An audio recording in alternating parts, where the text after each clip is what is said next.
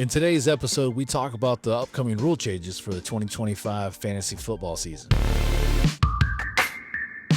Welcome to the Coach and Commish podcast.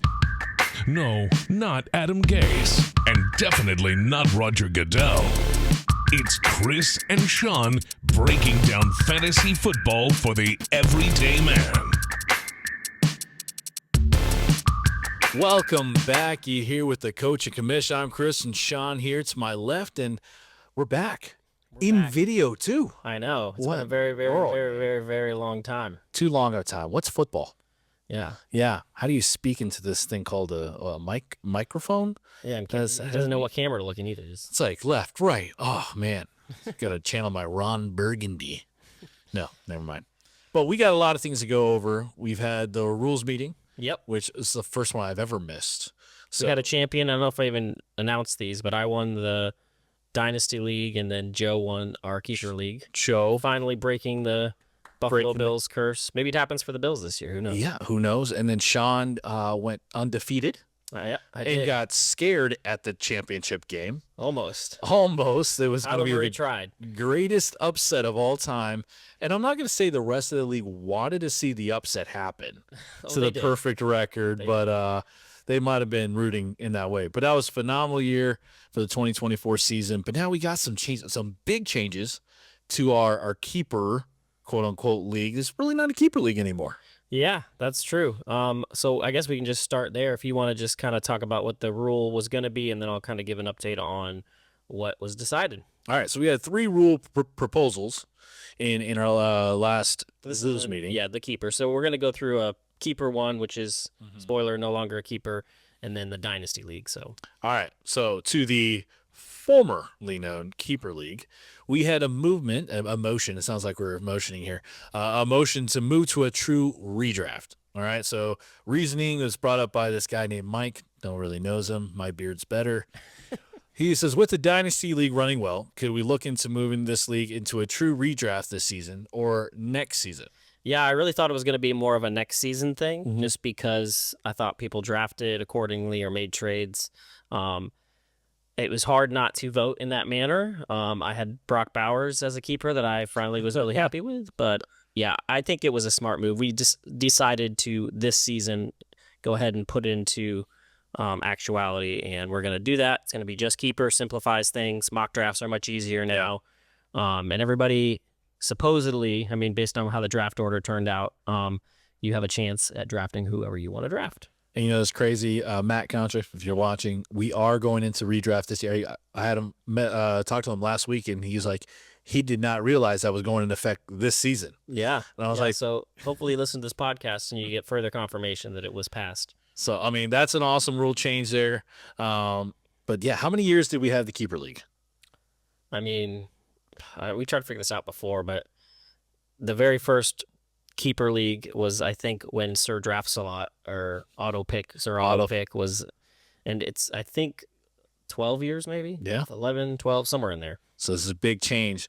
All right, so the next one we want to talk about is allowing the running back into the second flex.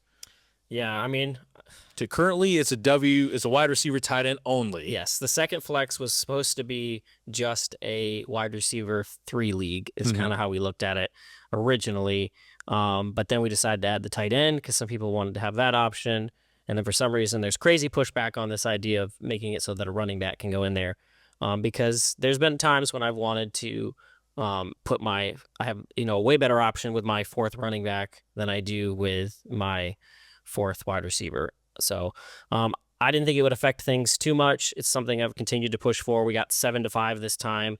Apparently, it's a super majority, according to Joe. So if somebody's that unhappy with it and is, saying that they have to get a super majority, I don't want to enact it until that's the case. So next year, we'll try again. I got David on my side, which I thought was the hardest one to get over. Because he was because in our league, it's 12-plus years, we've had to react to some things where so much running back hoarding, we didn't want that to try to disperse some of the running backs around. And David was one of the guys that did the wide receiver tight end years ago. Well, and he was always so scared of what his waiver wires would look like, knowing that everybody's trying to get a running back to go into that slot. I think we've passed that because our bench is smaller. You don't have a lot of room to hold that. And then we are just so good on the waiver wire anyways. You're picking up third strings then if you really want to have another running back. Yeah. So it gets a little thin on the waiver wire. And so the third rule here, the last rule it's going to apply to both leagues. In both leagues here. So let's just talk about the Travis Hunter rule. For some reason, Daniel has this infatuation with the idea of if I have a return man on my team, I need to get the points. It actually started, I think, with the defensive thing. He hated that he would play somebody who had that defense/special teams. Yeah. They would get the points and he would get nothing. So we are going to include that. It's only going to be on touchdowns. Yards won't matter for any pointage. But if you do get an interception, because he's also going to play defense, a pick six, I think... I can't remember for sure. I'm going to let Daniel handle this, but we may even have like an interception in there as 2 points, like it would be for a defense. What I would like to see, and I see this in fantasy baseball, I play multiple fantasy sports, the Shohei Ohtani rule. They put 2 Shohei Ohtanis in the draft pool, the pitcher and then the hitter. So you don't get on one player. So I would like to see the sleep rep move or something like that. Yeah, but we don't have a defense anymore, so I don't see how you would even do that. Nobody would ever draft that player because even if they were an all-time defensive player on the field all the time, you still wouldn't get enough pointage to go over the low-end wide receivers. So, yeah. So we gave it to Daniel. Whatever. Enjoy your maybe 1 touchdown a year with that player if you get Travis Hunter. That's right. All right, so we're going to move to the Dynasty League here. And we're going to start off, well, we already talked about Travis Hunter rules. So the other big one was Reverend David Kalana's collusion attempt here by trying to mess with the schedule, as usual. Yeah. He wants to make sure that my undefeated season, I have a harder schedule than those that did not make the playoffs. He wants to make sure he has the easiest path to a championship. I know. I've never met anybody in my life more that is just thinking about themselves and what's best for them. If you played a board game with David, he'd probably be changing the rules and making new rules in the middle of it just so he had a chance. Exactly. He's such a sore loser. I know. Anyways, his hypocrite of a come on, reverend as well. Come on, David. What would Jesus do? Yeah, not that. All right, so his rule proposal was the schedule for the upcoming season reflecting the finish from the previous year. So strength of schedule model. Man, he put a long description here. I mean, it's just similar to the NFL, to where if you were a worse team at the end of your division, you're going to play all those teams that were bad last year. You're still going to play your division the same way, but those other middle matchups will now be so that people. I think it also comes into effect towards the end. You're playing some of those teams, so who knows? Year to year, especially with this redraft. Who knows what our teams look like? So I think it was a good idea to just anything that reflects more the NFL, I usually am in favor of. Right. So. And this is for the dynasty, so ones where we keep the teams. Oh, that's right. Yeah. I'm sorry. But yeah, Dave's going to say, see, the NFL does it. But no, we know you're doing it for selfish gains. But somehow it passed, right? Yeah, it did. It passed. So we're going to segue now. This is a little bit of a part of the rule change where we're now a redraft fully, and we don't want to weight things on what the previous year was. So speaking of being like the NFL, I was fine with that, or even a lotto, but I do like the idea of having another event for us all to get together for. Yes. I think it will be during maybe the rule change time, or if we can ever get the acceptance thing going a little bit earlier, I'd love to make that happen. Then maybe we pull this into it, but we want to come up with something that's, I would say, 50% some type of skill and 50% luck. That way it's not fully weighted on who's just better at this thing that we decide. So we came up with a few options. I really want the league to give us their feedback, what they like of these, and if there's other options. But why don't you explain a couple of them, and then I'll do the other ones. All right. So 2 right off the bat. Again, this is to determine draft order choosing. Yeah. It will not be the specific spot, because we know in redraft there's spots you probably want to have. So it'll be first person that places in whatever this competition is will get the first option to choose their draft slot, and so on and so forth. Still strategy involved in this. So one of our favorites, Liar Liar. If you listen to, we listen to the footballers all the time, almost everyone in this league. Spitballers is a great podcast you need to listen to. That's great for comedy. But they do this thing called Liar Liar, where it's like 2 truths and a lie, but they're so well developed or created that it's extremely hard to pick which one's the lie. And I'll do an abbreviated version of it here, but I had GPT work up stuff, which is probably how we would do it. We'd probably go through 10 rounds or something and see who gets the best score, have a tiebreaker one. I don't know. So this is three different try me out. facts. All right, here we go. Try to guess it. Yeah, actually, I'll do a different one because I kind of talked through the other one. Let's do world records you'll wish you made. So 2 of these are going to be a truth and one of them is be a lie. You must identify the lie. Okay. All right. The first one is the most bones broken by one person was 432 by stuntman Evel Knievel. See, that's believable. All right. Then the second one is a woman once sneezed nonstop for 72 hours after smelling perfume in a department store. That is the worst 3 days. And then the last one is a man named Charles Osborne hiccuped continuously for 68 years. 68 years. Goodness gracious. So, are we bones broken, hiccups, or sneezing? Okay. Which one do you think is the lie? The hiccups for 68 years has to be the lie. Well, as is often on the show by Al Borland, that seems like it's impossible, but apparently his hiccups started in 1922 and did not stop until the year I was born, 1990. Doctors never could figure out why. So what was the lie? The lie was that a woman sneezed for 72 hours. It says the longest sneezing fits happened, but none verified for the length under those circumstances. So nothing's verified of that. Yeah. So that feels like that's possible, though, to sneeze for 72 hours as compared to 68 years of hiccuping.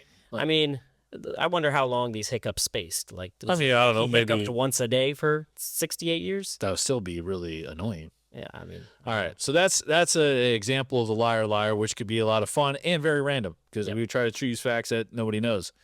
And then the second one I'll highlight is a good punt, pass, and kick competition. Yep. So this one I would, for guys who, we want everyone to come here. Phil's got access to a football field. We could all see the proper yardage of where it goes. All right. If it has to be virtual, we say go find a lined field so we can video and determine all these things. But hey, we can be like Andy Reid in 5th grade. Everyone knows that little video, right? Like you just monstering over everyone, and we could combine those yardages, those scores, and that would be our physical test. Because maybe we can all pass the ball really well, but could you imagine our hamstrings trying to punt that ball far? Yeah. Like there's some warm up that's going to be needed. So I will play off of that one. Another football type of theme would be the Wonderlic test. I honestly have no idea what's in it or what it's about. I'm assuming it's similar to like a SAT aptitude test. Yeah. Although I know, don't they? No, is that the one that they try to like trick you with stuff, or is that just the interviews that they? That's just the interviews that try to trick you. Yeah. Okay. So some type of aptitude test, I'm sure. We'd probably make it dumbed down if that's like a 100 question one. We're not doing that. Like maybe it's a 20 question max or something. I thought also it might be fun to maybe combine 2 of these. Like if we did the punt, pass, kick, maybe we need to like combine your score with one of the more randomized and so we get the ones. So the brains and the bronze match up. Yeah, you could exactly. Yeah. That way it's not fully weighted on, somebody who played high school football and it's like for a living. There you go. This is like for a living, for high school. Perfect Tim James thing, brains and the bronze meeting up. Yes. Yeah, shout out. See if you listen to the podcast. And the last one here. And then Texas Hold'em tournament. I think this is probably one of the simplest ones we could do. Mm-hmm. We just literally find a place for free to go on and play some Texas Hold'em. Good amount of luck in that, but also if you know what you're doing. A lot of it comes down to the betting, so I don't know if we just give everybody a certain amount and then just see what places we come out in, or we just simply hands one. We do 10 rounds, or probably need to do a little more than that, but see who wins the most hands. Yeah.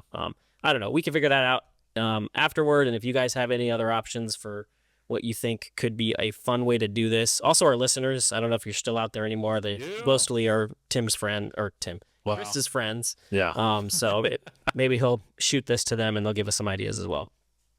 That's pretty much what we had for you. The last thing would be the draft date. Yeah. We're going to stick with our normal Labor Day. Weirdly enough, it's in August.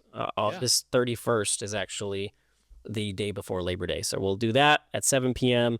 Again, whoever can get here. I'm pretty sure Morgan won't be, Andy won't be. Hoping Leroyce is there because it's not the same if we're not there. Morgan said he wants a mic on each person, or at least specifically Tim, so that he can hear his moaning and groaning when things That's especially because me and Morgan are right next door. what are we like putting down like Hard Knocks or something, where we got all these things or videos and microphones just for the draft? Yeah, exactly. Anything else to add there, Coach? Not too much there, Commish. It's great to be back in studio. Yeah, we're we're not sure what this will look like for this Yeah. season. We're gonna. I think I can commit to at least, even if some virtual recordings have to happen, to an every other week. That's kind of what we did last year. I'd like to get maybe to that once a week again during the season. So if we can manage it, we will. But we'll be here in some capacity recording these again. Yeah, can't wait to keep producing these and also beating you guys every single week. Looking at you, Joe. All right. Well, we'll see you guys next time. Deuces. Thanks for listening to the Coach and Commish podcast. Don't forget to check us out on Twitter and Instagram at Coach and Commish. And join our Facebook group called Fantasy Football Advice with the Coach and Commish for direct access to weekly waiver wire and start sit advice.